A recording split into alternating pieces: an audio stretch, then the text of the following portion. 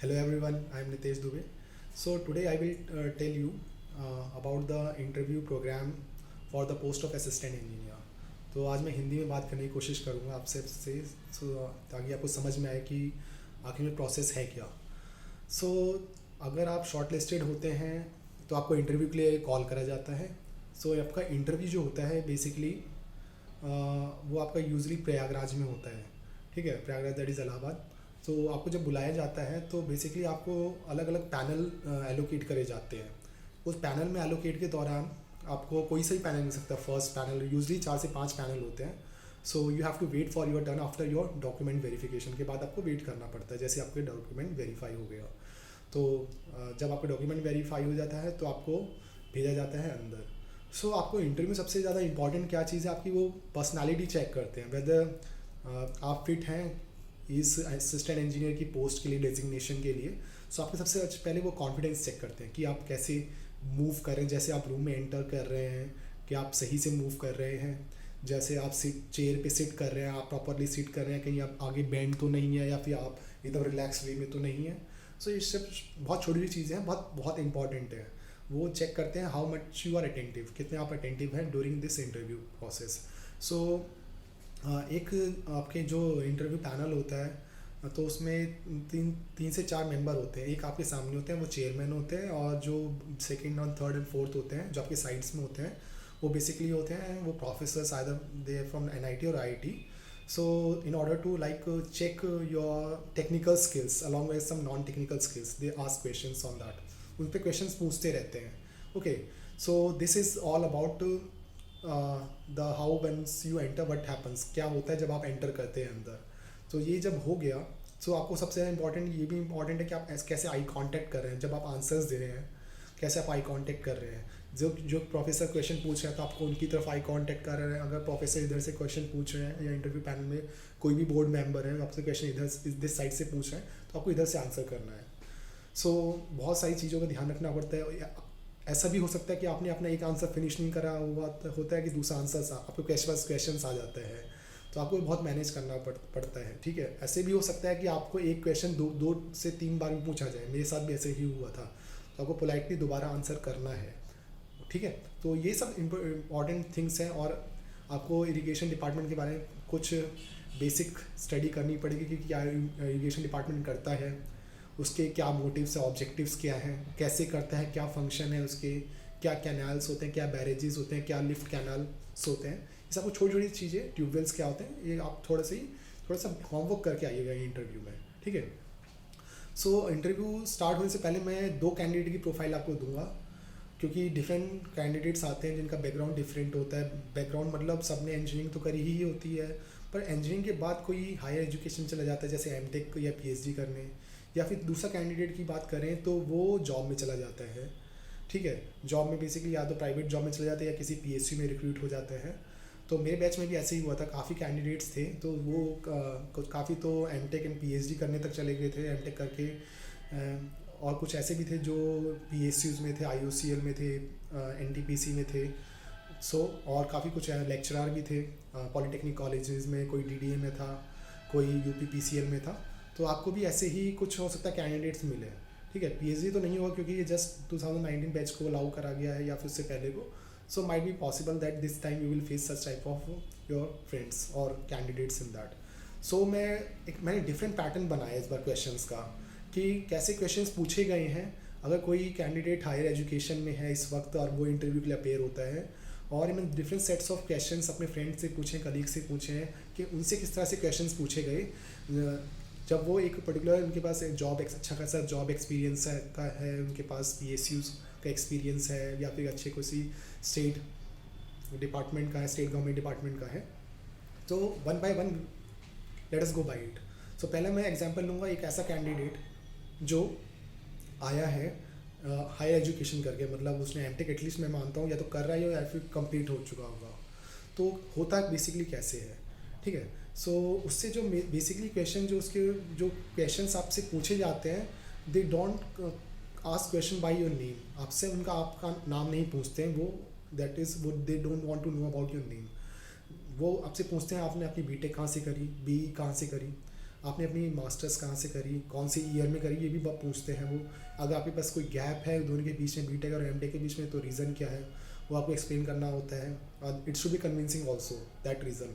Okay. And अगर आपने MTech के बाद आप पीएचडी में गई तो क्यों गए, तो अगर आप पीएचडी के बाद आप इरिगेशन डिपार्टमेंट के लिए आप जॉब अप्लाई करने आए हैं या फिर इंटरव्यू के लिए आप आए हैं, तो आप क्यों चाहते हैं, तो वाई इरिगेशन इज़ इम्पॉर्टेंट, क्यों इम्पॉर्टेंट है, क्यों महत्व है दिस मतलब सिंचाई का हमारे देश में या फिर किसी भी प्रदेश में। तो ये सब आपको ये सब चीज़ें बतानी होती है, बहुत इंपॉर्टेंट चीज़ें हैं ये सब। तो क्वेश्चन स्टार्ट करते हैं। जैसे मैं अपनी एक बात करूँ, मैं पीएचडी कर रहा हूँ इससे इस वक्त आईआईटी खड़गपुर से। तो मेरे से भी क्वेश्चन पूछे गए थे, आपका एमटेक का थीसिस का टाइटल बताइए। सो एमटेक जिनको नहीं पता है मैं बताता हूँ, एमटेक एक प्रोग्राम होता है जो टू ईयर्स का होता है आईआईटीज़ एनआईटीज़ या किसी भी इंजीनियरिंग कॉलेजेस में। सो वो आपसे पूछते हैं कि आपको थीसिस जो हम लोग सेकेंड ईयर में जो काम करते हैं, बेसिकली जो प्रोजेक्ट करते हैं 1 ईयर ड्यूरेशन का, उसमें हमें एक थीसिस लिखनी पड़ती है, हमें एक वर्कबुक बनानी पड़ती है कि व्हाट आर आवर फाइंडिंग, हमारी फाइंडिंग्स उसमें क्या है, हमारे क्या रिजल्ट्स हैं, कैसे वो उसकी एप्लीकेशंस क्या हैं, एंड क्या हम उसकी यूज़ करके कोई पर्टिकुलर कुछ पेटेंट कर सकते हैं या भी कहीं पब्लिकेशंस कर सकते हैं। So this is like MTech thesis, all this are including the MTech thesis. So क्या वो पूछते हैं एमटेक थीसिस का टाइटल बताइए मेरे को सबसे पहले, उसके बाद पूछते हैं इसको थोड़ा सा एक्सप्लेन करिए। ओके। सो क्योंकि मैं मैन्युफैक्चरिंग स्पेशलाइजेशन से हूँ, मेरा एमटेक आईआईटी बीएचयू से हुआ है, तो मेरे से पूछा गया मेरा थीसिस का टाइटल क्या है। ओके। मैंने कौन सा कटर यूज़ करा है, उसकी मुझे डायग्राम बनाने के लिए बोला गया, मैंने डायग्राम बनाया।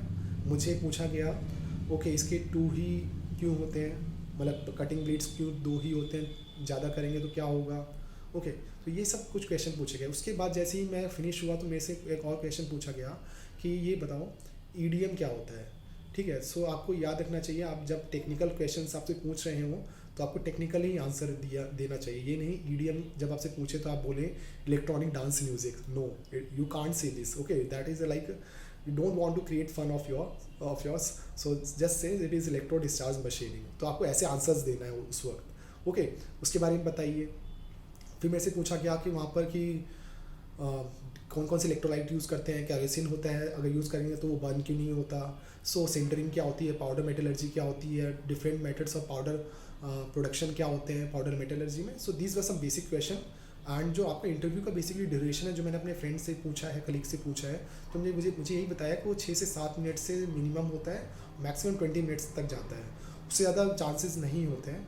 तो अगर आप बहुत पहले अगर फर्स्ट या सेकंड में आपको इंटरव्यू है तो हो सकता है वो बहुत लॉन्ग ड्यूरेशन तक हो जाए। I was the second last interviewed in my interview board. So मेरा इंटरव्यू 6 to 7 मिनट्स ही चला था। तो मेरे से सिर्फ डायरेक्टली 6-7 क्वेश्चन पूछे गए थे और उनका बस उनको मीनिंग पता ना था।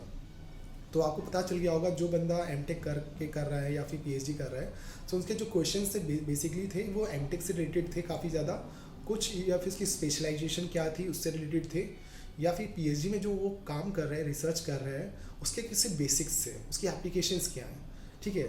नाउ अब हम ऐसे कैंडिडेट की बात करते हैं जिसके पास अच्छा खासा जॉब एक्सपीरियंस है, मतलब या तो 1 साल का एक्सपीरियंस है या फिर मतलब ही जस्ट एंटर्ड।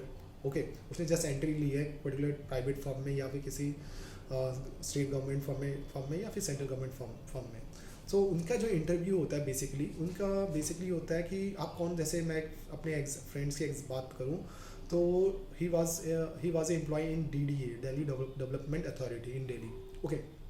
तो उससे भी क्वेश्चन पूछा गया आप क्या करते हैं वहाँ पर, कैसे करते हैं। तो उनसे थोड़ा इंडस्ट्री से क्योंकि कनेक्ट था तो उसे इंडस्ट्रियल में पूछा गया, इंडस्ट्री से कुछ क्वेश्चन पूछे गए। आप ये बताइए मुझे CPM क्या होता है, ये आपने टर्म कहाँ सुनी है इससे रिलेटेड, और आपके पास कोई डिफरेंट पाथ्स हैं तो आप कौन सा पाथ चूज़ करेंगे अपने प्रोजेक्ट को जल्दी फिनिश करने के लिए। CPM कैसे डिफरेंट है PERT से। ओके। सम बेसिक क्वेश्चन थे इंडस्ट्रियल्स के। और आपसे ये पूछा गया इरिगेशन डिपार्टमेंट क्या काम करता है। ओके। आपने कभी गेट्स का नाम सुना है, इरिगेशन डिपार्टमेंट में गेट्स कहाँ यूज़ होते हैं, उससे क्या होता है।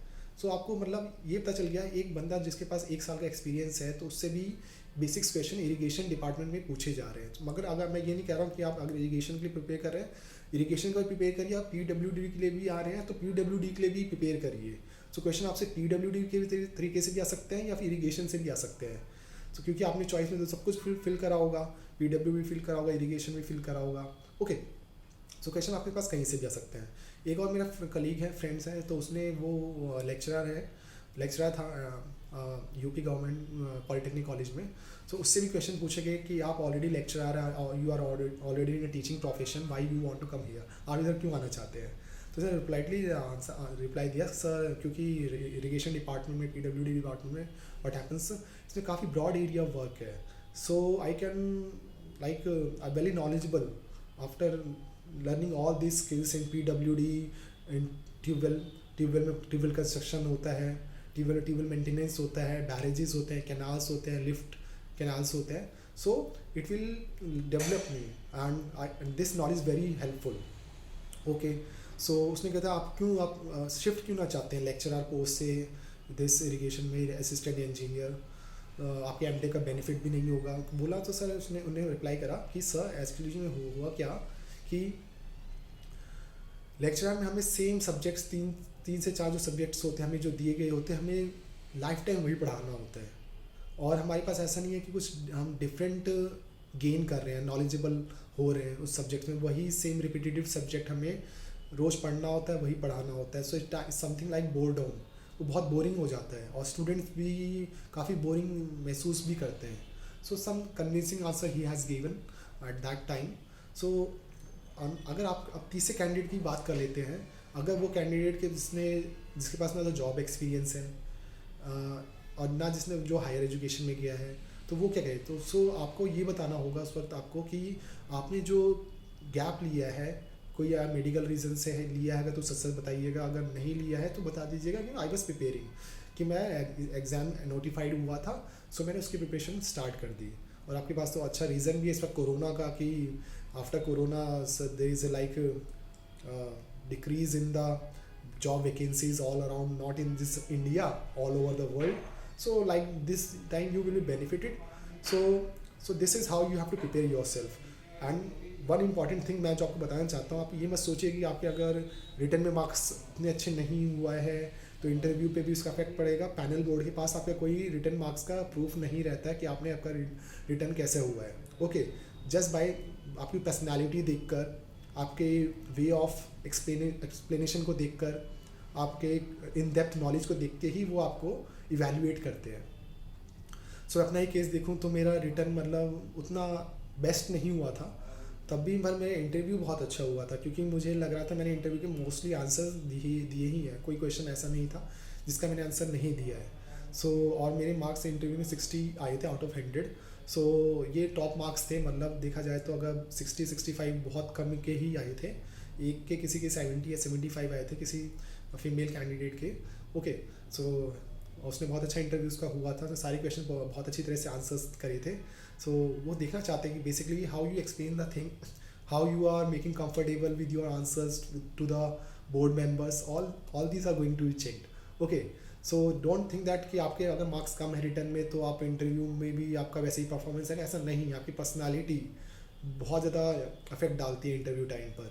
ओके, जैसे आप एंटर करते हैं रूम में, कैसे आप एंटर कर रहे हैं, बहुत इंप्रेशन डालती है। वेदर क्या आप आने वाले टाइम में क्या गेजेटेड ऑफिसर बन सकते हैं, वो सब कुछ शो करती है। जब वो आपके जो 5 to 10 या 15 मिनट्स होते हैं जब आप इंटरव्यू बोर्ड के सामने रहते हैं, कि कैसे आप उनको कन्विंस कर सकते हैं, इंप्रेस कर सकते हैं अपने आंसर से। ओके, सो प्रिपरेशन करिए बहुत अच्छे तरीके से। Best of luck, bye bye.